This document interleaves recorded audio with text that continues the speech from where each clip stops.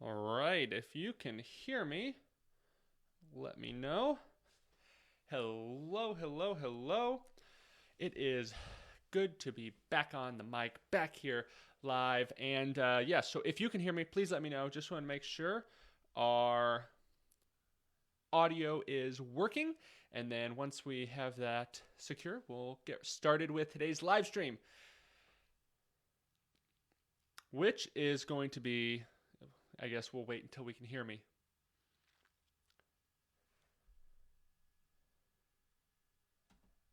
Oh, I guess I could check my phone.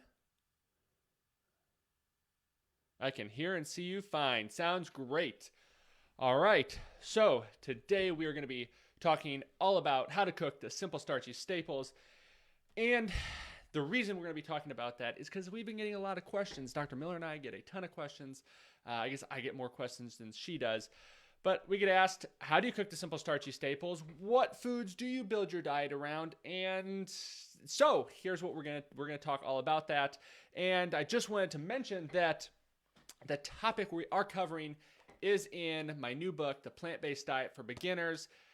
It's the handbook I wish I would have had to give to my family when they first adopted a plant-based diet, helping my mom, my dad, my sister, some cousins, some grandparents, some family friends all get onto a plant-based diet, seeing them receive just as much, if not more benefit that I had after losing 100 pounds and regaining my health from adopting a plant-based diet. And so this is the handbook I wish I would have had to give them.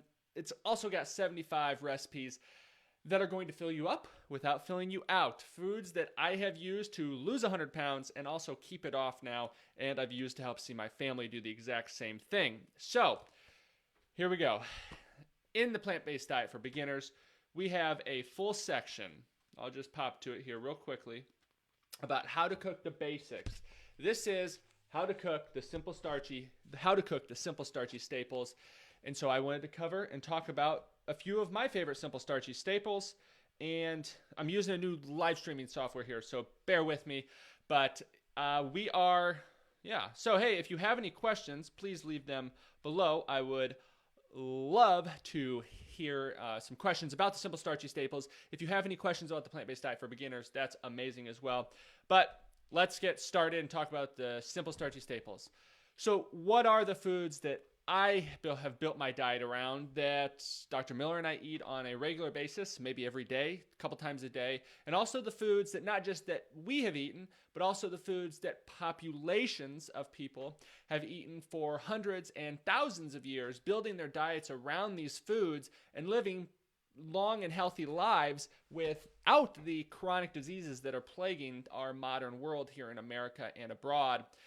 And so those foods we're just going to name off a few of them. Then we'll talk about how to cook them and some of the ways that I incorporate them into the diet. But the simple starchy staples that we really enjoy for breakfast time are things like rolled oats. We use steel cut oats. We'll use quick cooking oats, not as much in like a breakfast base, but normally it's going to be rolled oats a lot of times. And the great thing, I have a buddy who's actually a professional football player who's getting onto a plant-based diet. Super exciting. I mean, I'm smiling just thinking about it. But his question, he wants to know what type of food should I add into the diet? How am I going to integrate this into an athletic way? And so the big thing was, hey, how do we just start with the first meal today? How do we get a great morning breakfast in you that's going to fuel you up, get you ready for a long day of heavy activity? And so oatmeal is a great way to go about that. Also, it's great because you can cook it and eat it in about 1,000 or 1,000,000 different ways, to be honest. We will make it in the Instant Pot with steel cut oats. Sometimes I'll throw some pumpkin puree in there and some maple syrup, some cinnamon, make a pumpkin pie oatmeal. A lot of these recipes you can find, they are in the book, The Plant-Based Diet for Beginners, but they are also on my website at plantbasedgabriel.com, all for free.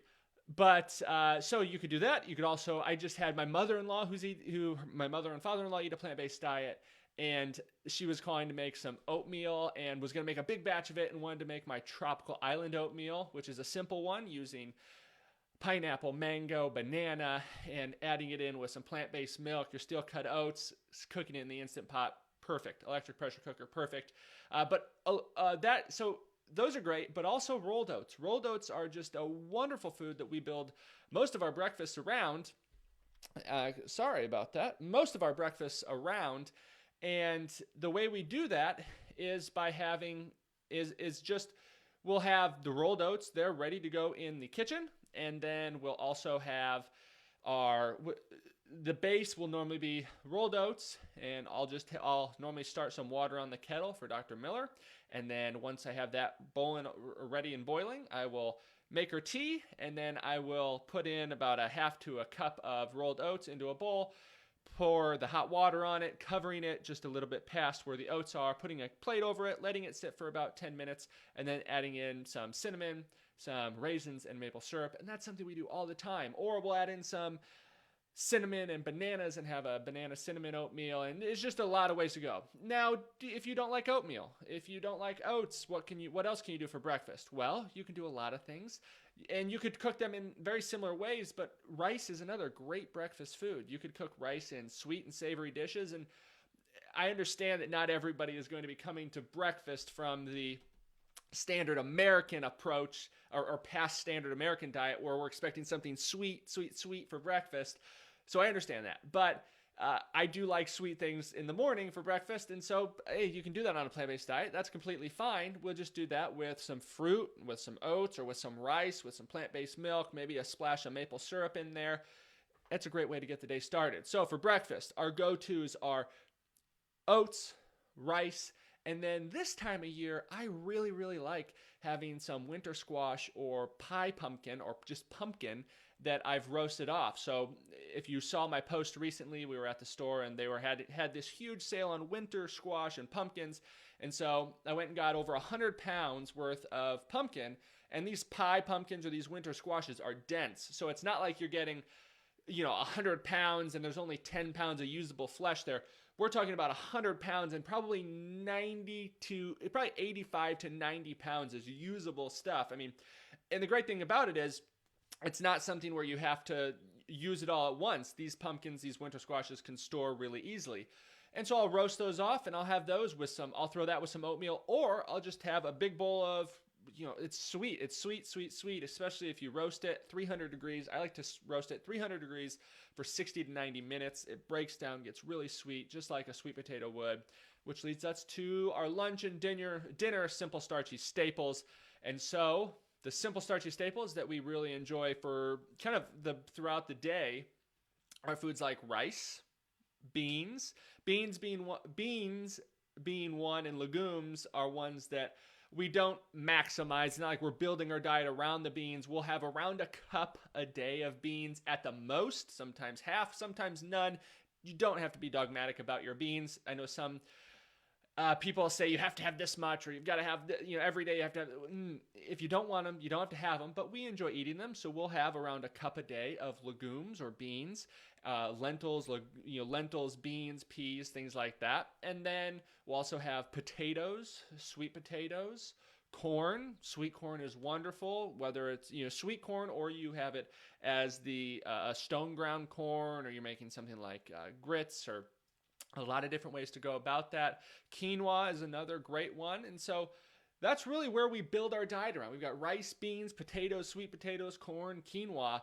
And of course, there's thousands of others. You've got farro, you've got barley. There's simple starchy staples that people have been eating from all corners of the planet for thousands of years. And you can find, I guarantee you can find one that you like. I guarantee it. So we have those, and then here's how we like to cook them. I like to, and I'll just go through here. And again, this is all in the new book, The Plant-Based Diet for Beginners. I've got the link there. You can pre-order it now. It comes out December 10th. I don't want to be, I really don't want to be kind of pushy of it or salesy, but guys, I really think this is going to be super helpful to so many people. I know it's going to be helpful. It's going to be a wonderful gift, especially as the holidays come around, to be sending to your loved ones that you care about deeply, that hey, maybe they've heard me talk about a plant-based diet, they've heard me talk about the benefits, I've gotten off medication, I've lost weight, I've gotten my energy back, but maybe they just need that little bit more. And there it is. You can gift them with the Plant-Based Diet for Beginners, and boom, it's something that's easy enough for them to read through that they can say, okay, that it's convincing enough. The research is there. And then here's the great thing. It's not just the research, and it's not just the nitty gritty, the really hard hitting details. You've got that, but you also have the stuff that is left out in way too many books, like how to cook the simple starchy staples, like the 75 easy to make plant-based recipes, which if you haven't already seen, I've been sharing them. I just shared my easy home-style lentil loaf with maple balsamic glaze. I shared that yesterday. It was fantastic, an easy-to-make recipe. I hope you all saw how easy it was to make. It really, to prepare it takes 5-6 minutes. Honestly, it's super easy. That can be the base that you build your holiday meal around. But we've got recipes like my kale chips. We've got burger recipes. We've got desserts and ice creams and all the things that are easy to make plant-based foods that you can build your diet around that are going to help your loved ones really stick with it. So let's talk about how to cook those simple starchy staples. I'll just reference here just to make sure that I'm not spewing some misinformation. But brown rice, I'll tell you how my favorite way to cook it is. That's what I'll tell you. Because the great thing about what we've got in the book here is for like brown rice, I don't just have how to cook it in the Instant Pot or how to cook it on the stovetop or how to cook. I've got how to cook brown rice in the stovetop, how to cook it in the pressure cooker, how to cook it in the slow cooker, how to cook it on.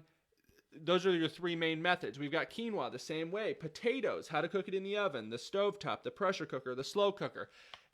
Whatever device you have in your kitchen, you're going to be able to cook with that. So here are my favorite ways to cook the simple starchy staples. Again, oats. If I'm using steel cut oats in the morning, my favorite way is going to be the Instant Pot or the electric pressure cooker because I can add in a bunch of different flavorings and seasonings like pumpkin puree to make some pumpkin pie oatmeal. I can add in frozen fruit. I can add in fresh fruit. I can add in my spices. I can set it and forget it and just set it to cook, pressure cook. I normally go 3 cups of liquid to 1 cup of steel cut oats in the pressure cooker. And then I will, if I'm adding a bunch of like puree or fruits, you might need to add a little bit more in there, but I will cook that for 20 minutes on the pressure cook setting. Some people flip out like, no, you can't do that. You can't cook it that long in the pressure cooker. That's fine. You can cook it a lot less, but I like the way that the flavors really just homogenize and come together as I cook it through that process in my pressure cooker. So that's how I do it. Rolled oats are a little bit different, and if you have a microwave with rolled oats, that's super simple too. My father-in-law eats oatmeal every single morning since he's been on a plant-based diet for over 2 years now. I'm pretty sure. Oatmeal every morning, he'll eat it pretty much the same way. I'm a person, and Dr. Miller's the type of person where we got to change it up a little bit, but he's just boom, same thing, Monday through Friday through Saturday same exact stuff. But hey, if that's you, that's fine. But he'll cook that in the microwave. We don't have a microwave here. Nothing necessarily against it. We just don't have one. And so with our rolled oats, I'll get the kettle boiling for Dr. Miller's tea in the morning. And then if I don't have that, you can always, however you get hot water is pretty much it. And I will put 3/4 of a cup to a cup of rolled oats in a bowl. I'll add in enough water to cover the oats and then a little bit more, and then we'll put a cup on top or put a plate on top so it keeps in that heat. Let it sit for about 10 minutes, and then I'll add in some raisins or some banana, some cinnamon, some maple syrup, mix it all together, and hand it over to Dr. Miller for breakfast. Sometimes as she's heading out the door, just ready to roll, I'll give her the oatmeal, say, hey, wait, you forgot your breakfast. So that's how we do oatmeal. Rice, I like to cook my rice in... I like the pressure cooker for a lot of my grains. If you don't have one, that's fine. If you are looking for one, hey, Instant Pot 6-core Instant Pot Duo is my preferred electric pressure cooker because it's the most economical for the most that you value that you get. It's like $80 now, I think. And you can cook just about anything in it. Use all the different settings. The one thing I really like is it serves as a rice cooker. It serves as a pressure cooker. It serves as a slow cooker. It serves as a saute pan. Pretty much you can do just about everything in it other than bake. but I do know some people that steam kind of bake in it. So you can do almost anything with it. But for rice, we'll use brown rice. And in my pressure cooker, I will use 1 cup of dry brown rice to 1 1/4 cups of water or liquid. If you want to add some more flavor to give it some oomph, you can always use vegetable broth. But for us, we just use water. And so I will use 1 cup of brown rice to 1 1/4 cup of liquid. And let's see, how long do I cook it? I cook that for, let's see, pressure cooker for 15 minutes on the manual setting. And then the other great thing here is it says I've got your yields. So in the book, it actually gives you the yields for how much you get. So I know a lot of the recipes will call for pre-cooked simple starchy staples. And so once you say, hey, you need 3 cups of rice or 2 cups of rice in this recipe that's cooked, well, you'll know how much to cook for, and that'll yield this much of a cooked grain or simple starchy staple. So that's really a wonderful addition to the book that I'm really glad that we put in there. So next, we've got potatoes, and my favorite way to cook white potatoes, things like Yukon Golds or Redskin potatoes, are to bake them in the oven at let's just make sure, at 400 degrees for 40 to 50 minutes. Now, what's this going to do? This is going to really get them nice and cooked on the inside. It's not going to overcook them to where they're just smashed. Whoop. Sorry about that. I hope that wasn't too loud on everybody's ears, but to where they're not smashed, but to the point where they're nice and cooked, and then I can pull them out of the oven, I can cool them, and then throw them in the fridge and use them in 1,000 different ways, which I'm sure we will cover here in just a second. Sweet potatoes. How do I like to cook my sweet potatoes? Well, if I'm baking white potatoes already in the oven, like I've already got them going, so I'm already baking them, then I'll just throw them in there. And sweet potatoes, I find, cook a little bit quicker than white potatoes. If you have a huge sweet potato, of course, it's going to be a little different. And that's the one thing when you're cooking in the oven or you're cooking on the stovetop, the larger the potato, the longer it's going to need to cook. Whereas if you use something like the pressure cooker, the size of the potato does not matter as much. It can matter somewhat, but not nearly as much when you're cooking in the pressure cooker. So for my sweet potatoes, how I really, really love to cook them is to add them to the pressure cooker and cook them with a cup of water on the bottom. You'll put in the little trivet or the steaming basket in there just to make sure that nothing's burning on the bottom. And you want them to steam, so you have a cup of water on the bottom, and then I will add in my sweet potatoes. I'll fill it to the brim, just enough so that I can close the lid, and then I will cook that for 15 to 20 minutes on the manual setting. Some people may say, whoa, 20 minutes. Well, let me tell you this. You try a sweet potato that's been cooked for 20 minutes in the Instant Pot or the electric pressure cooker or a pressure cooker. It is going to be the sweetest thing it's just so wonderful. I'm wishing I had one to eat right now, to be honest. Some people have known me as sweet potato because of how much I love my sweet potatoes, and they just get so sweet. And what we love to do is I'll cook a big Instant Pot or electric pressure cooker full of sweet potatoes, let them cool, put them in the fridge, and my mom does this too, which is great. And we'll just grab them to go like you would maybe a banana or another type or a type of fruit. They're that sweet that I'll just have a basket full of cooked sweet potatoes sitting in my fridge, cooled down so they've firmed up a bit. And if I'm working outside or I'm working in the office, I'll just run to the kitchen, grab a sweet potato or two, and just enjoy it because it is so delicious. And really, it's like having it's that delicious. So that's how I'll cook my sweet potatoes. And if you have questions, please leave them below because we are going to get to questions here. I'm just going to cover these topics here. Quinoa. Quinoa is one where if you're cooking in the stovetop, I use 1 cup of water to 1 cup of quinoa to 1.5 cups of water. And that is, I'll bring it to a boil, cover, and then simmer for 20 minutes, and then I'll fluff up really nicely, and that will yield about 3 cups of quinoa.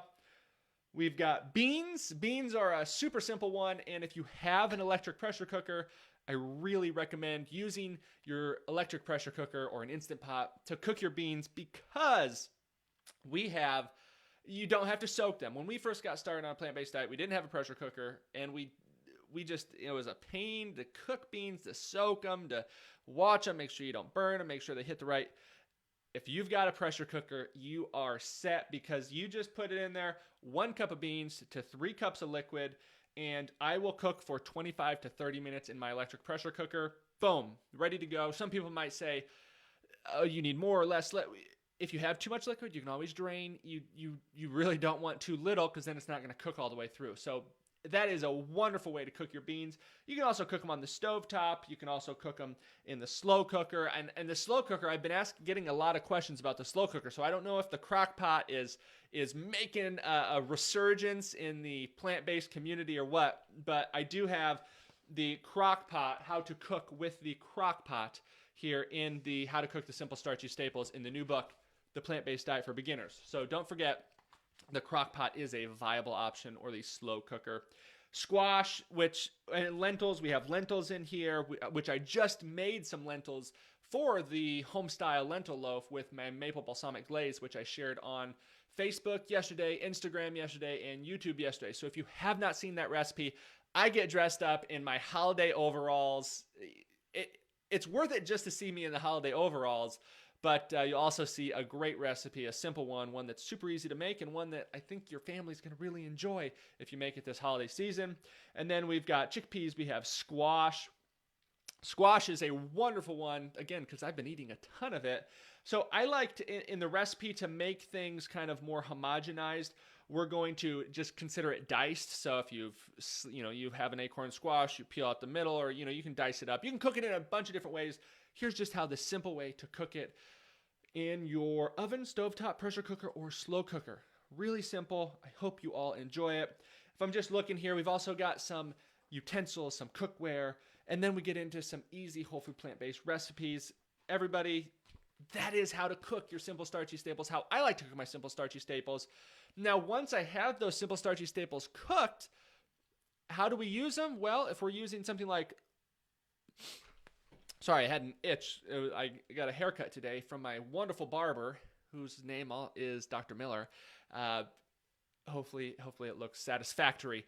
But I think I had a piece of hair there. But so once I have my oatmeal cooked, we'll normally eat it for breakfast, and I'll cook enough so that Dr. Miller can kind of have it in the fridge to have as a snack, or she can take it for breakfast, or if we cook a lot of it, we can just kind of eat it through the next couple of days. It stores great in the fridge. Put it in an airtight refrigerator container, or if you're using like a pressure cooker, you can get the silicone sealing lid that you can get there that really makes a good addition. So that's how we cook that, or use that with potatoes and sweet potatoes. I will cook a huge batch. People always question me about the potatoes. They wonder, why don't you just use raw potatoes? Why don't you just use raw potatoes? Well, I love to cook 5, 10, 15 pounds of potatoes. Just fill the oven full. I'll throw on some parchment paper onto the racks of the oven, and then, or not, I'll just throw them right onto the racks of the oven, your choice. And then I will, if we're using just white potatoes, then I don't worry about them really leaking a bunch. But if you're using sweet potatoes, they can caramelize and break down quite a bit quicker. So you may need something underneath. But your white potatoes, normally not an issue. So I will cook 5, 10, 15 pounds of potatoes at a time, 400 degrees for 40 to 50 minutes.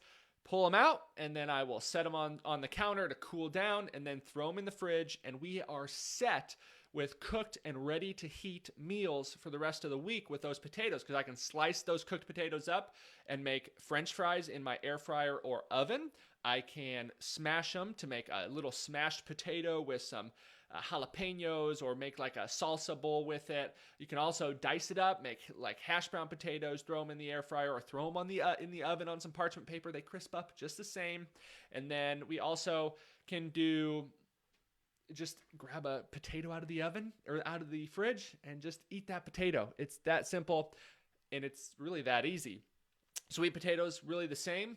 If I'm feeling like I have a bit of a sweet tooth, I can grab a sweet potato, dash some cinnamon on there, a little bit of vanilla extract, and then a bit of maple syrup, and call it dessert. You can call it dinner, you can call it breakfast, call it lunch, you can call it whatever you want. I'll just call it delicious, whole food, plant-based, and healthy, and something that I look forward to, especially this time of year as the weather's cooling down. There's nothing like a caramelized, nice cooked sweet potato that is just, it's wonderful. So that's how I cook that. Rice, I will cook a big pot of rice. So this, in the book, we've got how to cook like it's 1 cup ratios, but in my Instant Pot, my electric pressure cooker, my 6-quart Instant Pot, I will cook 5 to 6 to 7 cups of dry rice. 7 might be 6 might be the max in mine, of dry rice, and I will cook that, a big batch of it. Cook it in the Instant Pot, pressure cooker, cook it on the stovetop, cook it in slow cooker, however you want to cook it. I will pull that out. I'll let it cool on the countertop, and then I will set it in the fridge. And throughout the week, we will have rice ready to go. And I'll do the same thing with beans. I'll cook a big pot of beans. I'll do this sometimes once a week. Maybe a batch cooking day, if you want to call it that. But I will have cooked potatoes, cooked sweet potatoes, cooked rice, cooked beans in my fridge ready to go. So this is a big key in getting started with the plant-based diet, is I don't want you to ever be more than 15 minutes away from a cooked, ready-to-heat, healthy plant-based meal. How does that turn out? That could be some rice that you have cooked in the fridge and some beans that you have cooked in the fridge. You warm that up, whether in the oven or on the stovetop. Erica likes the stovetop. Dr. Miller likes the stovetop.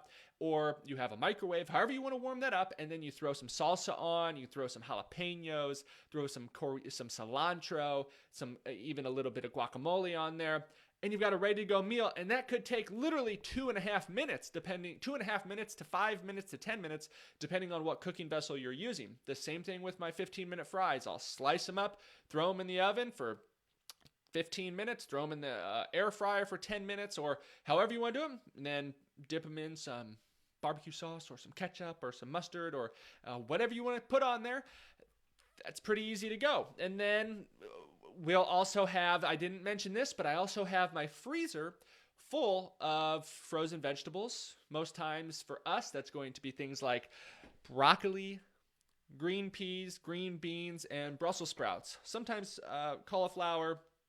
It really just depends on what's available and what we're feeling like at the moment. So I have my freezer full of that, so I can always, if I'm going to cook something like a pasta dish, some whole wheat pasta, get it boiling, I'll have my steamer basket that you just put on top, and I'll steam off some Brussels sprouts or some broccoli, and we'll have a pound or so of that. Or again, I have the 1 acre vegan farm where we've got all of our produce, so I will always bring in some produce for that. But the base of the diet is those simple starchy staples. Foods like rice, beans, potatoes, sweet potatoes, corn, quinoa, foods that people and populations have been eating for thousands of years, living long, healthy lives without the chronic diseases that are plaguing our modern world. And so those are the foods that I build the diet around. And it's really simple. Again, I'm helping some people, I'm always helping people out adopting a plant-based diet. But the key is just make sure you're never more than 15 minutes away from a healthy, ready-to-heat plant-based meal. Now, I know if you're traveling, I know if you have to go out, I know there's a lot of ifs and ands or buts, but get 99% of the time, make sure you're always surrounded. And in your home, in your environment, there's always going to be those healthy, whole food plant-based meals that are really just right at your fingertip that you can ready to go. And by batch cooking and cooking big batches of those simple starchy staples at the start of the week, that can be a big help. If you're someone that is limited in cooking time or space, well, you can always get canned beans. It's a great option. And you can use dry goods that don't need a ton of cooking, things like oats. For Dr. Miller, because she prefers her oats to be cooked or to be soft, that's fine. But I'm very much like Dr. Esselstyn in the fact that I can take old-fashioned rolled oats, throw them in a bowl with some plant-based milk or just some water. Some people even use juice. Yeah, that's not so much my thing there. But and I'll just put in some cinnamon, maybe some raisins, a little bit of maple syrup, and ready to go. And it is delicious, and it's a little bit crunchy. And you didn't have to cook it. That can be ready in 60 seconds, maybe 38.2 seconds if you really speed it up and try to get those going. But that is how I cook those simple starchy staples, everyone. Again, I've got the link up there. If you haven't checked it out, the Plant-Based Diet for Beginners is available for pre-order. We've got wonderful tips. So this is the handbook, again, that I wish I would have had. As I was adopting and I was helping my family adopt a plant-based diet, we've got the what is a plant-based diet, the why would you adopt a plant-based diet, and then we've got the how. We've got the wonderful recipes that are simple to make and ones that here is a stuffed peppers. Easy to make, one that you don't need a ton of ingredients. And that's another question I've been getting about the book. Is this something that I'm going to have to get a whole new pantry, all the spices, I'm going to go broke getting ingredients? And no, if you know me, if you know any of my recipes, this book is full of easy to make, healthy, whole food, plant-based recipes that require little ingredients, some dry spices. We're not going to be, breaking the bank on spices. We're not going to be breaking the bank on squash blossoms or this or that. This is made with many simple starchy staples, pretty much the most exotic thing in this book that you might have to look for in maybe one or two recipes is nutritional yeast. And that's optional in most recipes, other than maybe the Anytime cheese sauce in here, which is a low-fat, whole food, plant-based cheese sauce that is nut-free. So also, is it nut-free? Is it gluten-free? Pretty much every recipe is already gluten and nut-free, and the ones that are not, almost every single one of them, I give an option on how to make it gluten or nut-free. The only exceptions being something like cashew milk, which I have an oat milk in here, which is a gluten-free option. So there you go. Or the pizza bread recipe, which you could get a gluten-free pizza bread, or you could just, not make pizza bread. There's another 74 recipes in the book. So I hope you enjoy that. Let's hit some questions here. If you're enjoying this format of the live stream, please let me know. I'm using a new software, and I hope it is coming off as satisfactory. I'm just trying to figure everything out here. I hope the quality is a little bit better because I know that's been an issue in the past, but we've got some fun things. I can put this banner up, the plant-based diet for beginners, and do all of that. But hey, and again, I've got that link in there if anybody has any questions about it. But I am going to answer some questions, and let's see. If you have any questions, please leave them below. And if questions about anything, questions about a plant-based diet, questions about the simple starchy staples, questions about the 1 acre vegan farm, questions about how do we keep growing our produce during the winter. That's one that if I was you, I might want to ask. I don't know. Also, questions about the book, what's going to be in it. A lot of questions. One question I have received a lot that I just want to cover. It's not something I'm hiding or anything. People ask, is there going to be a picture for every single one of the recipes in the book? And no, there's not. And here is the reason why. In the perfect world, I 100% would love a full picture for every single recipe included in the book. But my number one goal with this book was that it was going to be accessible to everyone, that you could buy it at a price, that you could buy a couple copies, that you could take to a dinner party and just leave it without worrying about it and say, hey, I'd really love for you to read this. I'd really love for you to check the information out. And to do that, to keep that price around $15, we really had to, the more pictures you have, the more print colors you have, the more expensive it is. So instead of having a $25 to $30 book with pictures for every recipe, we decided to go with a around $15 book, one that you can, I know Dr. Miller and myself, we go to people's houses all the time and we get a cookbook for them or we get a plant-based book for them because we really think it's going to be helpful. But that can be really expensive. You talk about $25, $30 here and there and here and there. So $15, wanted to make it so that you could do that. And again, this is not just a cookbook. It is the handbook. The first third of that book is going to be what is a plant-based diet? How is it going to help you? And then we also get into here's how to incorporate it with the recipes. So I hope that makes sense to answer any questions on there. All right, let's get some questions. I'm going to scroll to the top. All right. Everybody says they can hear me. Sherry said, I'm excited to get your book. Hurry up, December. I know. December 10th is when it ships out. Oh, another question is Kindle, the electronic version of the book. That will be out. It was supposed to be out by the end of the week. I know we were trying to get everything electronically going, my publisher and I. It was more so the publisher side of it. So I will reach out to them and make sure when that Kindle version is ready to pre-order. But the goal is that it should be towards the end of November is when that Kindle version releases.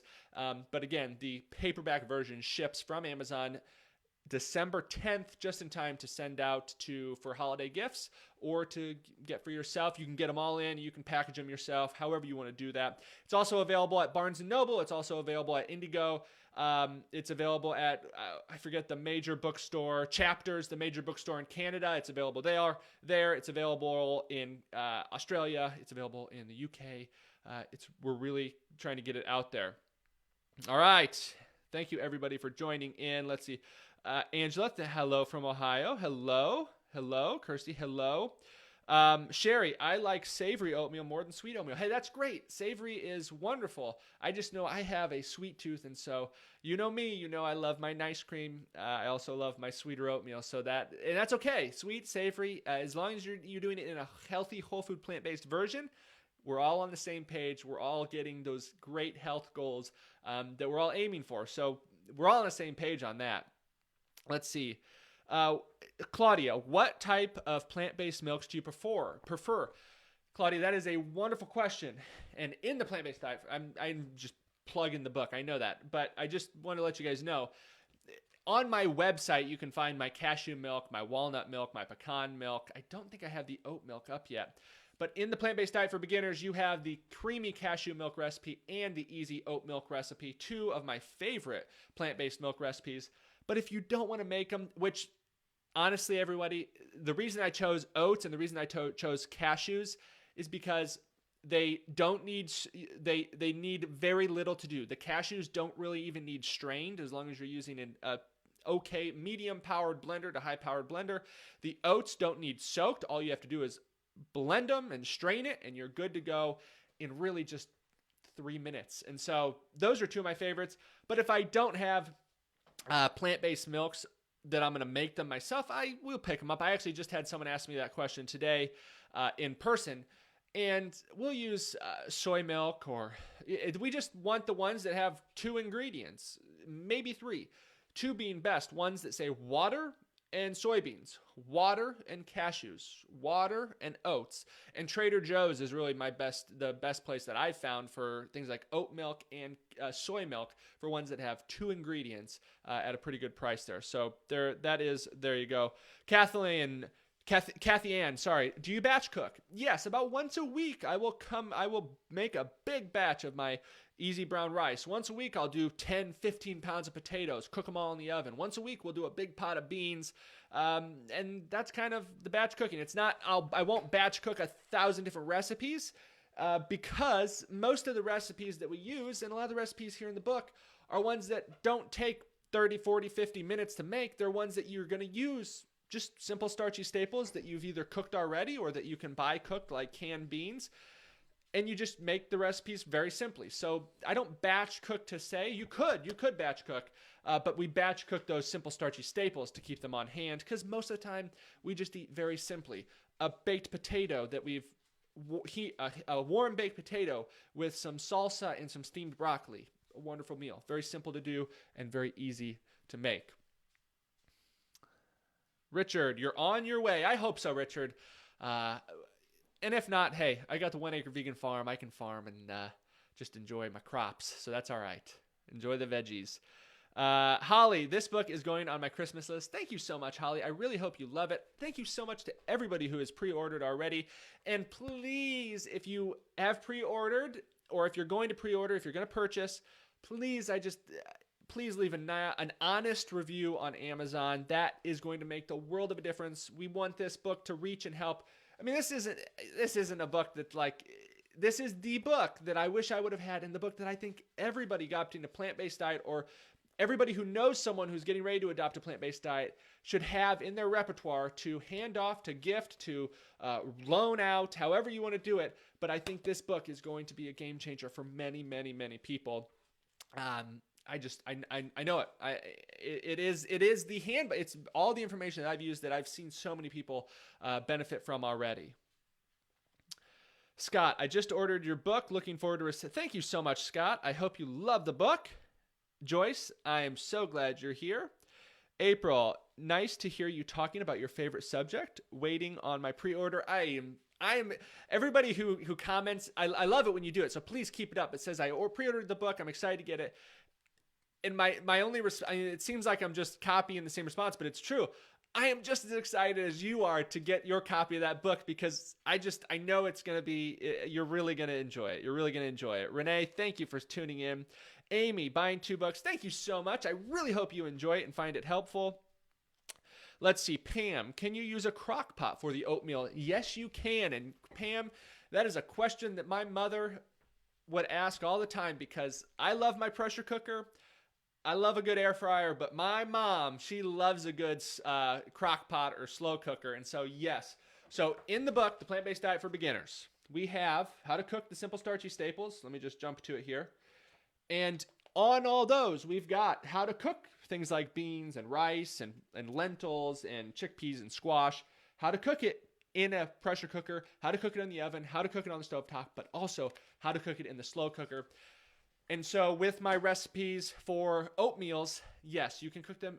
Overnight oats with steel cut oats in the slow cooker is fantastic. That was one of the first plant-based recipes my mom really started making for her and my dad, was an apple spiced overnight oatmeal that she made with steel cut oats in the crock pot or slow cooker. And that just, it's wonderful. It just, everything, all those flavors. You know, if you're a crock pot person, you love your crock pot, you know how great it is. So yeah, you can most certainly do that, Pam. Richard, I threw out my microwave. Well, we're not calling for that. We're just, however you want to cook your simple starchy staples, we've got a method in there. And then however you want to, warm it up throughout the week or have it cold or how to heat it, you find your favorite way there. Lori, how do you feel about adding chia or ground flaxseed? I'm assuming, Lori, that we're talking about oatmeal here. How do I feel about adding those to my oatmeal? Well, personally, I don't love the flavor of ground flaxseed, and I don't necessarily love the texture of chia. And as someone who follows more of a starch-based diet, a whole food plant-based diet, but a low-fat plant-based diet, I don't necessarily, we're getting all the fats that we need, the essential fatty acids that we need by eating those whole plant foods, things like rice, beans, corn, potatoes, fruits and vegetables, some nuts and seeds, but I'm not going out of my way and doing that. You, of course, can add a tablespoon of flaxseed or chia seed or, to your oatmeal if you prefer. I just don't really love the taste, and it's not something that we're necessarily too concerned about and haven't seen too much concern other than a few plant-based doctors, but the majority are not necessarily saying that that's a must. My food tastes better for it. Yes, Richard, I feel you there. Mary, cooking times and how to cook everything is so helpful. Thank you for including it in your new book. You are so very welcome.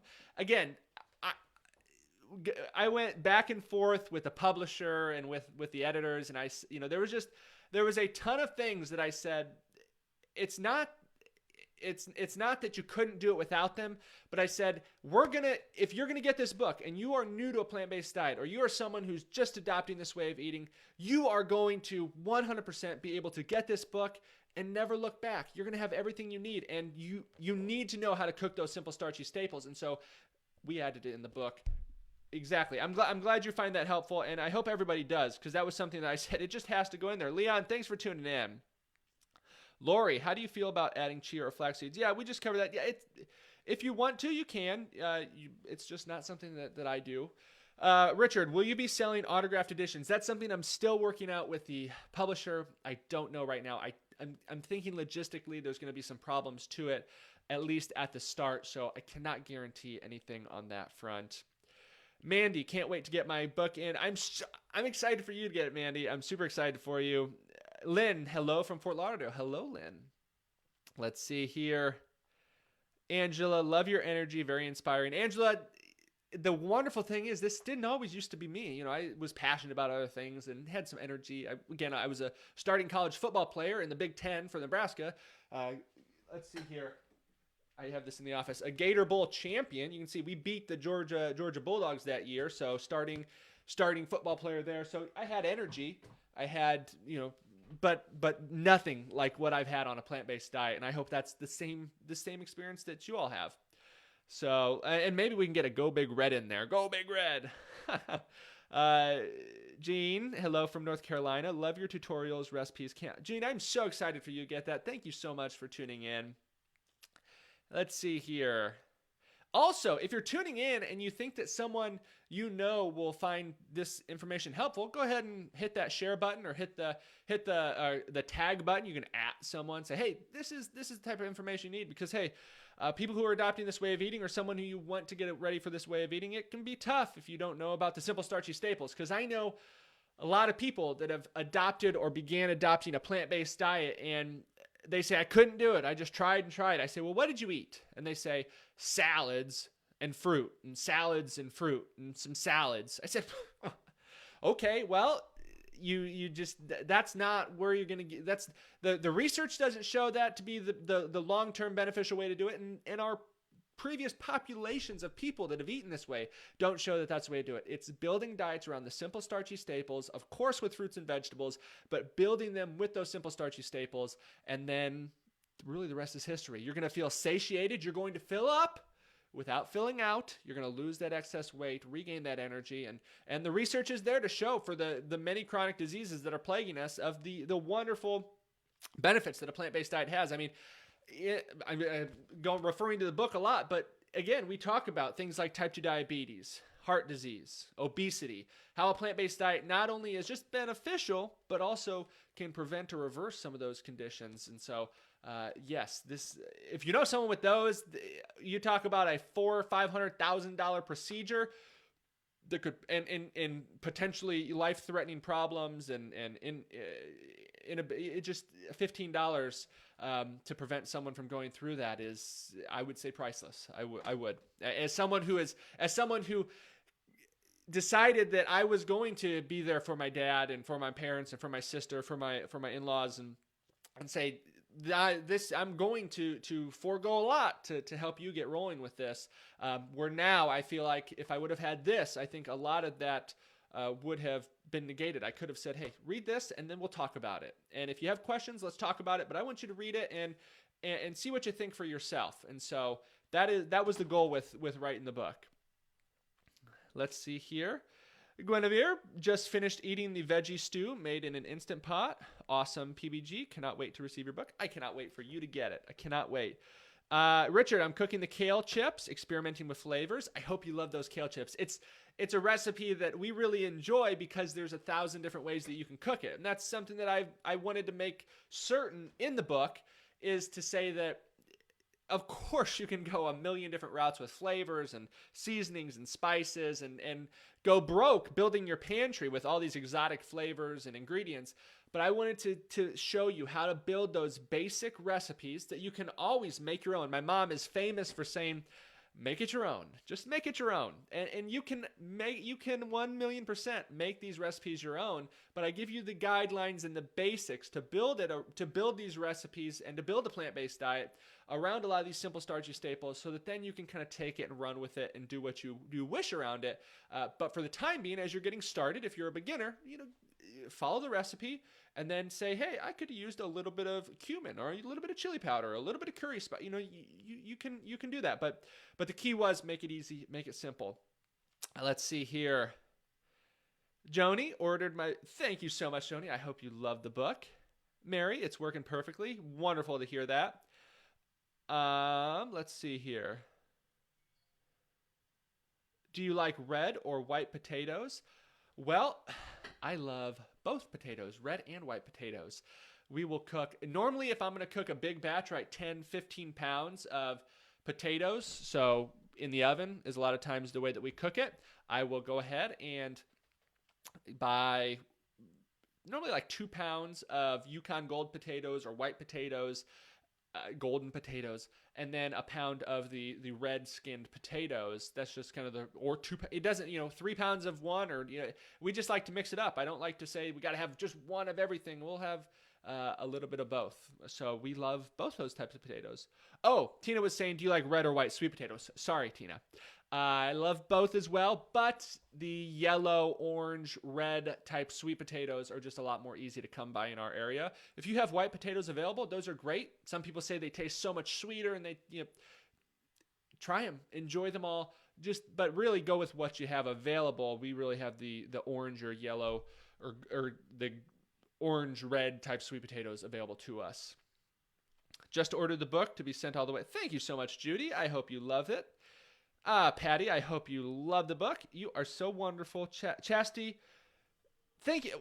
Chastity, I'm glad that is the response, because I know when we talk about pictures and recipe, I know there's a lot of different things, but here's the deal. The number one thing was, hey, this has got to be at a price where it can go on anybody's table. Anybody can afford it. And if you have the means, you could buy 4, 5, or 6 for family members, but at least the way that anybody can buy it, to really, because the experiences that I've had, the life change that I've experienced on the plant-based diet, I don't want that to be just for someone who can pay a $5,000 online fee or consultation and buy, all the pills and potions that some people would recommend.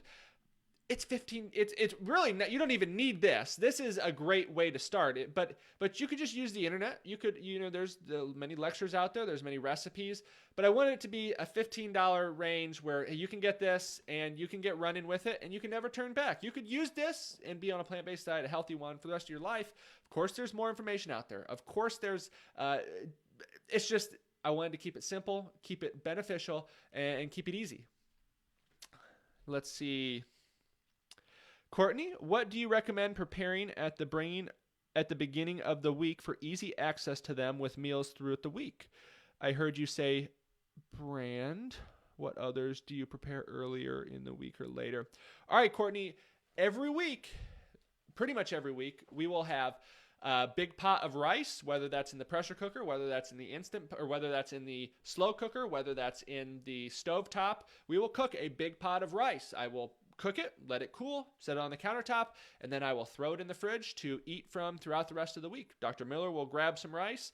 She will warm it up in the oven or the stovetop, and then throw some hot sauce on there, or I'll throw some salsa with some beans, or a lot of different things. And then we also batch cook potatoes. So a big batch of potatoes, I'll cook those in the oven, cook some quinoa sometimes. But really, we find what we really like, and what we really like are oats in the morning, whether that's rolled or steel cut. We like beans that we'll cook a big pot of, either pinto or black beans or red beans. It changes every week. And then rice and some potatoes or sweet potatoes. So we keep it simple, but we can do a lot of things with those. Lori, excited about receiving my book. I can't keep the 3-2-1 burgers made fast enough. Lori, that is so amazing. Those 3-2-1 burgers are super easy. If you don't know about the 3-2-1 burgers, I did a post about them recently. I need to put that up on the website so it's just kind of there so everybody can see it. I promise I'll do that this week. I will actually note that so that everybody keep me honest on that. If that doesn't come up by next Sunday, call me out on it. I will get that ready. But those 3-2-1 burgers, 3 cups of beans that are been cooked, drained, and rinsed. We've got 2 cups of cooked brown rice and 1 cup of quick cooking oats that are raw. Mix them all together with some spices, 1/4 of a cup of a liquid or a sauce, your choice, and you're ready to roll. I've got a recipe that I prefer on there, but most of my recipes follow that basic, simple recipe for those burgers, and they turn out great. They don't break apart. They don't fall apart. They don't dry out. They can be cooked on the grill, cooked in the oven, cooked in the air fryer, and they turn out wonderfully. Patty, what are you making for Thanksgiving? Well, we will be making, my home-style lentil loaf, which I shared yesterday, the recipe video for that. Also just did a post, so you can find that on Instagram, on Facebook, and my YouTube channel. We'll definitely be doing that. We'll also be doing that cheesy hash brown potato casserole that I shared a picture of on Facebook and Instagram recently. I know a lot of people are making that. I'm going to do a recipe video for that this week. Using my Anytime cheese sauce from the book. But yes, so I'll be doing that. And, probably some maple balsamic Brussels sprouts, which are on plantbasedgabriel.com. And I don't know. We'll see from there. If we were hosting Thanksgiving, I would have the full kind of spread of everything. But since we're kind of going home with my family and Dr. Miller's family, who both eat a plant-based diet, it's not like I'm coming and making everything. Everybody's kind of making all this healthy, whole food, plant-based recipes and meals. So my sister will make something. My mom, my dad won't. My dad will maybe help my mom make something, but and then my mother-in-law and father-in-law. So yes, so there we go. Nothing for sure yet, but I'll keep you posted on that. Carol, hello from New Zealand. Hey Maggie. Courtney, I heard you say a few things that you should prepare ahead of time. Yes, so I think I covered that. Renee, thanks for tuning in. Esil, is it available on Amazon now? Yeah, the link to the book, The Plant-Based Diet for Beginners, is available for pre-order. The paperback version on Amazon right now. The Kindle version will be available for pre-order very soon. Very soon. Ordering it from Germany. Thanks, Pablo. Thanks, Crystal. I appreciate that. Thanks, Renee. Thank you, Adina. Where do I order? Tanya is asking. So I've got a link up on the post here. You can also find that link on some of my previous posts. It's The Plant-Based Diet for Beginners by yours truly, Plant-Based Gabriel. But the link is up there and also in some of my previous posts. But it's available for pre-order on Amazon, Barnes & Noble, Indigo, Chapters in Canada. Also, some people have been getting it from Australia. And yeah. Let's see. Alexandra, I've just pre-ordered. It's a Christmas present. Will it arrive to South Australia in time for Christmas? Alexandria, I am not 100% sure about Australia. I will ask about that. So if you want to shoot me a message to remind me to ask about that, I will ask about that. But if you shoot me a message to just so that we have that line of communication there, I can find out about that. I hope so, because the 10th, we will see. I don't know. We'll see about that. I know in the States, and we will be getting that book. Will be shipping the 10th, and you'll be getting that. If you have Prime, you'll be getting that in 1 to 2 days. So I'll ask about that. Joni, do you have some specific recipes for the air fryer? So in the book, The Plant-Based Diet for Beginners, I do not have any air fryer specific recipes based on the fact that that is still just a appliance that not many non-plant-based people are using in general. I know a lot are, but not everybody is. So we focus on the oven, we focus on the stovetop, we focus on the slow cooker, some pressure cooker stuff, not much, but really on those basic things. And then a lot of the recipes you can use in the air fryer, like the burgers that I have, the falafel burger, the Hawaiian luau burger. You can make the fries in the air fryer. You can take the recipes and cook them in the air fryer.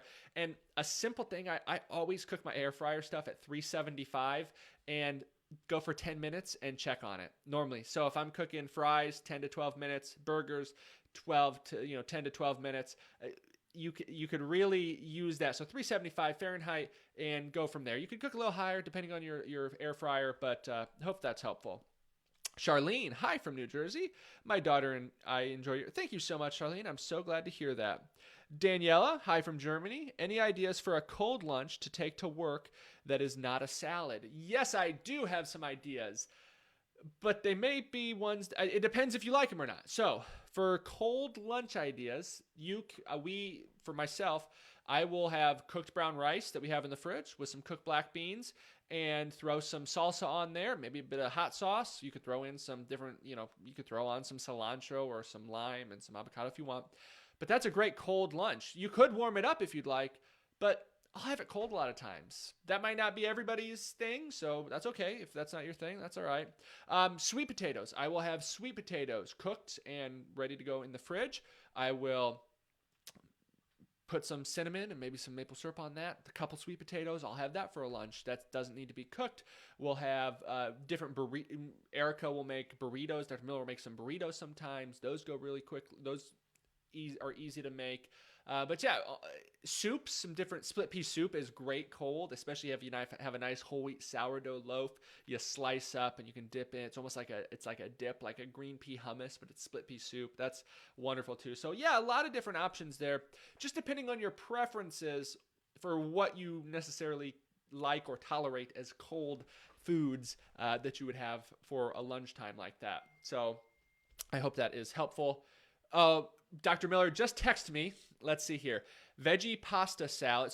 So Daniela said no salads, but I think veggie pasta salad would actually work. So Dr. Miller really enjoys during the summer, because during the fall, winter, we don't do much non-cooked foods just because it's not like we warm foods are better for us during this time of year. But during the summer, we will have a lot of non-cooked meals, and so she'll do the veggie pasta salad. We'll have some whole wheat noodles that I'll make up a big pot of, keep those in the fridge.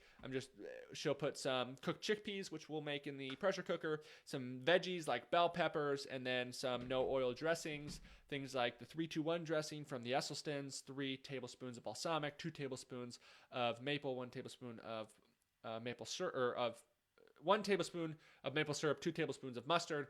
Or I like to make it 3 tablespoons of balsamic, 2 tablespoons of maple syrup, and 1 tablespoon of mustard. And then you just mix it all together and you use that on a couple different salads and things like that. So that is an option for cold meals. Thank you, Dr. Miller, who must be in a close enough proximity to be hearing me.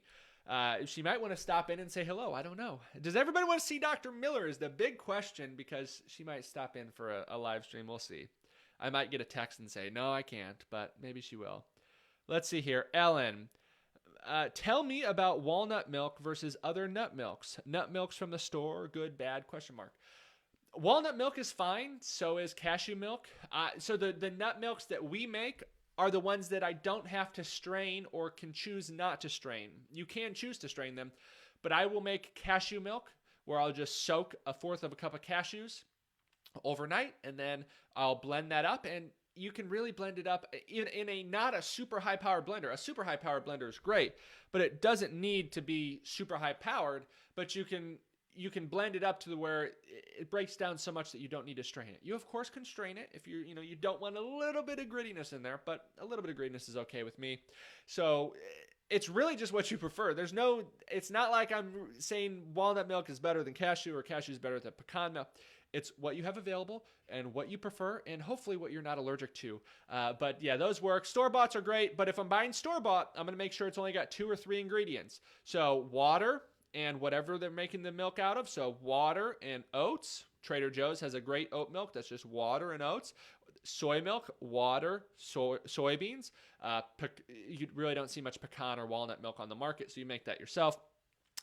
Or there might be a third ingredient, like one stabilizer, but I'm not going to get ones with 8 to 12 ingredients because they're sneaking oil in there, they're sneaking fillers in there, and when you've got options where there's just 2 ingredients, go with the option that has 2 ingredients. There's no reason not to.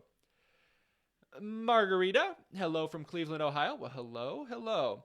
Victoria, just in time. My friends who are planning to change lifestyle, all asking about good recipes. Gabriel, you are such a fantastic Well, thank you so much, Victoria. I really hope that you find the book helpful. Again, the book, The Plant-Based Diet for Beginners, ships December 10th. You can buy it for pre-order right now on Amazon, Barnes & Noble, Chapters in Canada, Indigo. It's available everywhere. We're trying to get it everywhere because I think my publishers are starting to see just how much plant-based diets are needed and how much we can help people out with that book. So I'm so glad to hear that, Victoria. Karen, I'll be using your book for Christmas presents. Well, thank you so much, Karen. I really hope that everybody enjoys it and that they find it super helpful. And that was, again, I know I've covered it, but seriously, there was a lot of discussion, and I said the book has to be at a price to where I can give it as a gift, and it's not going to hurt the bank account. I'm not going to feel it for giving it away. I'm going to be able to give away this book, 2, 3, 4 books away at different dinner parties, especially holidays, as gifts, and to say, you know what, around $15, you're going to get a lifetime's worth of change there, and and I know you can put a dollar amount to everything, and that's why we kept it at that price. Thanks for tuning in, Liz. Angela, not sure whether you'd want to answer on the topic such as controversy, but often during holiday meal, an extended family member will ask the annoying, where do you get your protein question? Last time I happened, my plant-based daughter and I were shocked. Unfortunately, they're therefore stumped. How would you answer politely but intelligently on the spot? Angela, that is a wonderful question. Thank you so much for asking it. It will be covered in the Plant-Based Diet for Beginners, but you're not going to have that by Thanksgiving time. So you've got Uncle Bob, who's, 300 pounds, right? So let's just set the stage. Me, Dr. Miller, fit, trim, healthy people eating a plant-based vegan diet. My mother, father-in-law eating a plant-based healthy diet. My mother, my father, my sister eating plant-based healthy vegan diets. We're sitting down at the Thanksgiving table, and you've got Uncle Bob over there, or Aunt Sally, and Bob's 300 pounds on every medication that you can name A to Z. And Aunt Sally, she just had a triple bypass a few weeks ago, but she's ready to really feast this Thanksgiving.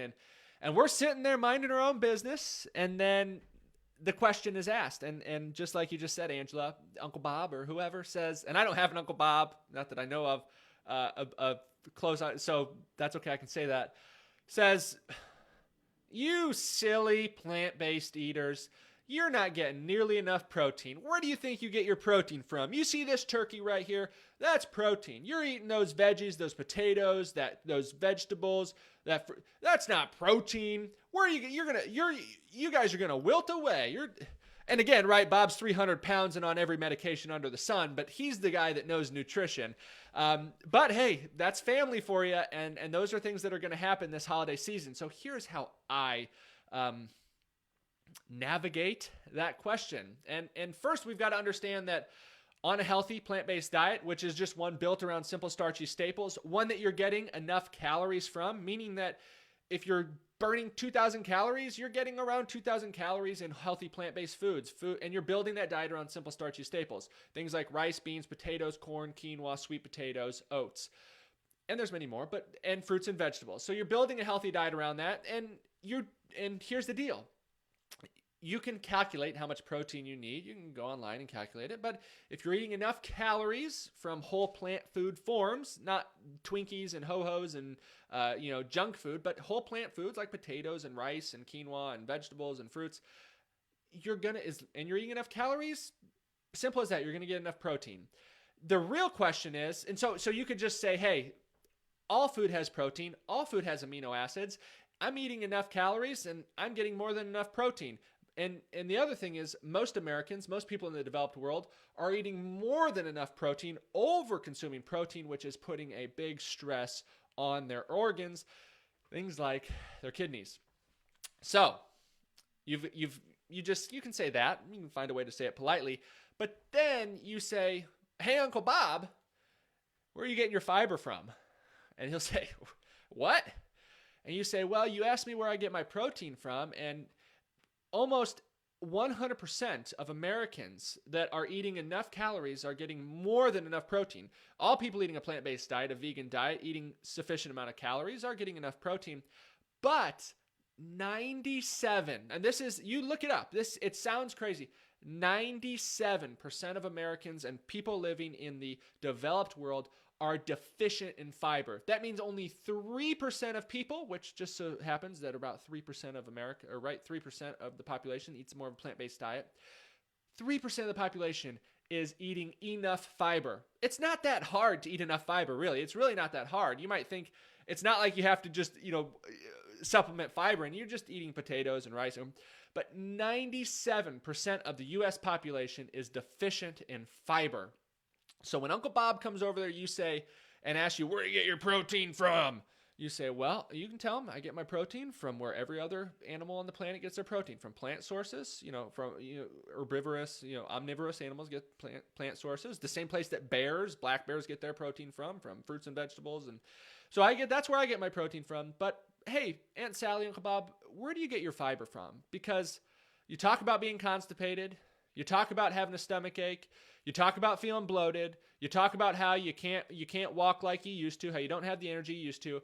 But where do you get your fiber from? Because you and 97% of the population, if we had 100 people around at this Thanksgiving table, are deficient in fiber, and that is the question that you should be asking. So that's how you could maybe turn the tables there, Angela. I've not been known to turn away from confrontation, so I love when someone asks it because I'll get after them a little bit. But if that's not you, you just say, well, we get it from the same place that black bears and antelope and bison and buffalo and gorillas and all these healthy animals get it. We get it from plant sources, from these potatoes, rice, beans, corn, and the same place the Okinawans in Japan have gotten there, from the same place the Mayan, just where you're getting, the same place people have been getting for thousands of years. And the other question you could always ask is, hey, Uncle Bob, where are you getting your heart disease, your cholesterol lowering medication, or you'll find out, you realize real quickly that the people that are questioning you on a plant-based diet and are the ones that are taking the most medications, the one that are the most sick, and really the ones that need this information the most. And so you can use it as a great teaching lesson. And so that is where I think you could really be beneficial there. And of course you could say, well, guess what, Uncle Bob? This is what you're getting for Christmas. I hope you read it. Hopefully that is helpful, Angela. What kind of doctor is Dr. Miller, Amanda asked. Dr. Miller is a mathematics professor here in Virginia. So Dr. Miller, my beautiful wife with a wonderful PhD. Job and Angela, how blessed you are to have a whole family. Yes, I'm very blessed to have my family on a plant-based diet. But it wasn't always easy, and it didn't happen overnight. And a lot of the trials and tribulations that happened to get them onto a plant-based diet, I think could have been mitigated and or expedited with something like the plant-based diet for beginners. The handbook, I wish I would have had, with recipes like that strawberry balsamic avocado toast or that sweet potato skillet for breakfast, things like that are wonderful, delicious foods. Let's see here. Daniela, thank you. Also, thank you for tuning in, Daniela. Hey, Mary, thanks for tuning in. Sarah, I love your willingness to always share and deliver value to the community. You rock. Well, Sarah, you rock. Thank you so much. I don't want the benefits that I've received, that Dr. Miller's received, my mom, my dad, my sister, my in-laws, my cousins, my grandparents have received to just be for us. I keep hitting this mic. I want it to be for everybody. So that's where we're at. Mary, hi from Stockton, California. Thanks for tuning in, Mary. Sarah, hi from the Gold Coast of Australia. Well, thanks for tuning in. Tracy, thanks for tuning in. Debbie, thanks for tuning in. Lily, love your enthusiasm. Well, thank you, Lily. It's all has to do with those potatoes, those rice, beans, corn, sweet potatoes, oats, and quinoa, those simple starchy staples. Laura, is the book hard or soft cover? That is a good question, Laura. The book is paperback. I find that paperback is, again, it all comes down to the price. We could have had a hardcover book, glossy to it, not the best for the environment if you really think about it, but we could have had all the bells and whistles at $25 to $30, but I said it's got to be at an affordable price for everybody so that it's not cost prohibitive to anybody, so that you can get one if that's what you want, or you can get 5 or 6 for gifts or presents to hand out. So for around $15, it is a paperback. And honestly, I much prefer a paperback when I'm going through recipes like this home-style lentil loaf, which I shared yesterday on the page. Because then I can set it down, I can write notes on there very simply. So paperback version is what we're with. Well, you might be able to, paperback version. Leah, hi. Do you have pressure cooker recipes in your book? Leah, I have not too many, but I have some options in the book. So if you want to use the pressure cooker recipe or options, you can use them. But the key was the plant-based diet for beginners. I wanted to make it as simple as possible. So stovetop, oven, and boiling, things like that. Yeah, that's the stovetop, oven, and slow cooker recipes, ones that most everybody's familiar with, but you can always adopt or transfer them to the pressure cooker. But for the simple starchy staples, we 100% have how to cook all the simple starchy staples: rice, beans, squash, potatoes, oats, how to cook those in the pressure cooker, the Instant Pot. So yes, we have included that. Brenda, I want to see more on what you eat for breakfast and lunch. Well, Brenda, I would recommend heading over to plantbasedgabriel.com and going into the recipes bar and just tapping the breakfast option. You can see all the different recipes for breakfast that I really enjoy. So I hope that's helpful. Nick, what do you think about tofu? Well, Nick, tofu is something that a lot of people, especially beginners on a plant-based diet, think that, well, if I'm cutting out the meat, milk, eggs, chicken, beef, all the fish, all that food, I got to add in tofu because that's what I think vegans eat. And I'm not saying that's what you're doing, Nick, but that's what a lot of people have the mindset of, is to say, I've got to get that tofu in. And tofu is not a food that we try to maximize in our diet. It's not something that we even try to add in every single day. It is a food that it's a food that we will eat like other slightly more processed plant-based foods like bread and pasta. We'll have that once or twice a week. But tofu, honestly, we'll have it once or twice a week. Or I think right now it's probably been 3 to 4 weeks since we've had it. So it's not something we have all the time. In the book, I have 2 recipes that call for tofu, just because I know a lot of people do enjoy it and want to find how to cook healthy, whole food, plant-based recipes with it. So yes, I have some recipes in there, but it's not like the whole book's a tofu book, or even many of the recipes are. And I guess I didn't mention that a question that I have received a lot is there oil-free options? Is there salt-free options? Is there sugar-free options? Well, ladies and gentlemen, boys and girls, the book is completely 100% salt, oil, and sugar free. So if you, the beginning of the book talks about the research of why to adopt a plant-based diet, and all the research points to cutting out oils, limiting salt and sugar, and cutting out all processed sugars, and then limiting salt. And so, hey, the book is salt, oil, sugar free. If you feel like you need a little bit of salt on your food after it's cooked, go ahead and sprinkle some salt on. That's much, much, much better than adding a tablespoon or two in the recipe that you don't even end up tasting once that meal is cooked. So yes, SOS free, salt, oil, sugar free, completely whole food, plant-based. Brenda, he mentioned on the live the other day, this is a little different way to cook almost. Sarah, I can't wait for your book. I'm in Melbourne, Australia. I'm wondering about these defatted peanut that you buy. Are they okay for plant-based diet? Yes, so defatted peanut powder, we use that instead of things like nut butters because nut butters are so high fat, and things like peanut butters. Defatted peanut butter, we really enjoy using it, and it's all it is if it's peanuts that have been roasted and then have been pressed out, so the oil has been removed, and so you just have the peanut flavor and the peanut flour that makes a recipe taste like peanut butter with like 80 to 90% less fat. So that is where we are, and there are options available in Australia. I do know that. If you're here in the States, we really like Anthony's. On Amazon is where we get it. We really like Anthony's Organic, and if you're someone that wants to get a better deal and not organic, you can buy the Protein Plus brand. But those are two options there. Nick, hi from New Zealand. Thanks for tuning in, Nick. I really appreciate it. Dottie, is corn as a nutritious food as potatoes, beans, and rice? Well, yeah, corn is a good food. We're not talking about GMO field corn that is, sprayed on it. We're talking about things like sweet corn or an organic, even not corn grits. These are foods that, yes, populations have built diets around. It's a simple starchy staple, and it's a delicious food. It's a very versatile food, whether it's in the frozen sweet corn version, or it's a flour version, or it's the grits version, or it's the stone grind. There's a lot of different options there with corn or popcorn. We've got my Showtime popcorn in the book, how to cook oil-free, plant-based popcorn really simply. It's a wonderful snack. My dad is a big popcorn fan, and getting him onto that has been a big help, just like the chips, getting him onto those kale chips. Angela, thank you so much for your awesome advice on how to answer where do I get my protein. You're so right. Well, I am so glad to hear that, and I really hope that goes over well. And if it doesn't, you can always just, again, the big thing is you say, hey, the people asking the questions about protein a lot of times are some that are the least healthy, the ones that really could benefit the most from a plant-based diet. So those are the ones that you want to use it as an educational attempt, and don't yell at them, or don't say it's this. It's just, where do you get your fiber from? Great question starter, because I know you've been talking about all the problems that you've been having there. So, all right, everyone. How did you like the live stream today? I enjoyed it. I really enjoyed it.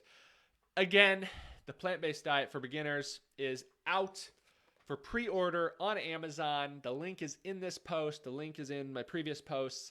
I really hope you enjoy it. This is the handbook that I wish I would have had as I was getting to start on a plant-based diet, as I was helping my mom and dad and in-laws and sister and grandparents and cousins adopt a plant-based diet. I took all the learning lessons, I took all the questions, I took all the problems and beneficial things that happened as they were adopting a plant-based diet, and as I've seen many, many, many others adopt a plant-based diet, and I've put it in one place, this book, where the first third, you're going to learn what is a plant-based diet. Why would you want to adopt a plant-based diet? And then the last part of the book is going to be those 75 salt, oil, sugar-free, healthy plant-based recipes that are going to show you how to adopt a plant-based diet. So you find out, why would I adopt a plant-based diet? What's it good for? What is a plant-based diet? And then how are we going to implement that so that we're set up for the rest of our lives? So you could take this book, simple book. It's an inexpensive book. You can take it, you could give it as a gift, and you know that if they're going to read it and they're going to utilize the information in it, that they're set up to be healthy for the rest of their life. So I really hope you all enjoy it. Let's see here. Do we have any more questions? Mary, going to order mine now. Mary, I really hope you enjoy it. I really, really do. Let's see here. Ordered when first available. Lorna, you are amazing. So amazing. I am going to see here, just so everybody can see, I'm going to just pop this over right there over my face. So if you look on there, you can see it's available at Barnes & Noble. It's available at Amazon. It's available on IndieBound, BAM, and Indigo. Also available on, still getting this thing all worked out. Also available at Chapters in Canada, and then it's a two-named business out of Australia. But I've had a lot of people say I don't necessarily want to support the giant corporations that are major booksellers now, and I understand that. So all you have to do is go to your local bookstore, whether that is, I don't know where that is, but you go to your local bookstore and ask them, can you pre-order a copy of the Plant-Based Diet for Beginners? You say my name, Plant-Based Gabriel, or not Plant-Based Gabriel, say the author's name, Gabriel Miller, and they'll be able to order it for you. And yeah, I've had many, many people do that, and that is perfectly fine. There's no problems with ordering the book like that. You just know that, hey, that's a simple way to do it. So that is it. If we have any questions, Paula asking, is your book available to buy in the UK? It is. If you go to the UK's Amazon, it's on Amazon in the UK, The Plant-Based Diet for Beginners. I need to put a link or have something there for everybody to have for it. But yes, so I really hope everybody enjoys it. I hope you all enjoy your simple starchy staples. Let me know, and here's the deal. If you're watching this and you see some posts talking about the book, or you think it's going to be helpful to someone, share those posts. Tag someone who you think is going to benefit from it. That really helps spread the plant-based message. And yeah, and again, we kept the book at a price where you can gift it. I know for myself and Dr. Miller, we are really going to be purchasing books. I'll be buying them from Amazon pretty much just like everybody else, and be shipping them out and sending them out to family and friends who, yes, they know I eat a plant-based diet. Yes, similar to many of you, they know you eat a plant-based diet. They see that it's been beneficial to you, but they don't know where to start. And even if you've helped them, they're kind of lost. Well, this is where we're going to send this out. We're going to be saying, hey, there's no excuse now. I don't want to hear about all the aches and ailments and problems that you've been having. Until you go through this, which is it's a simple read, but until you kind of go through that, there's no excuse. You read this, you look at the research, you look at the recipes, you see how easy to make they are, how easy to implement this lifestyle is, and you take it and you run with it, and you make a plant-based diet, not a diet, but a lifestyle, more importantly. So there we go. Mary, thank you. Thank you, Mary. All right, everybody. That is it for today's live stream. Thank you all for tuning in. Again, if you liked it, share it, comment, and let me know what you think of the new setup with the live stream. I hope it turned out good. I think it's going to be a lot better than what we previously were rocking with. So that's it for today. If you haven't heard already, I love you. Hope you have a wonderful rest of your weekend. I know there's some good football games on tonight. Be cheering on I think the Packers are already playing, and you got the Cowboys, Vikings, and maybe you could care less about football. Just have some good plant-based food, and we'll all be on the same page. So stay tuned for some more recipe videos. If you haven't followed the page, you can follow the page. But yeah, check out the book and let me know what you think. If you do get the book, as soon as you get it, please leave an honest review, and really appreciate that. So for today's live stream, I am Plant-Based Gabriel here with, well, you see that already, but here with the Plant-Based Diet for Beginners, my baby, which Dr. Miller will be birthing the second baby middle of January. But baby number one, the book is out for pre-order. Thank you, everybody. I love you. Have a wonderful night. Let's see here.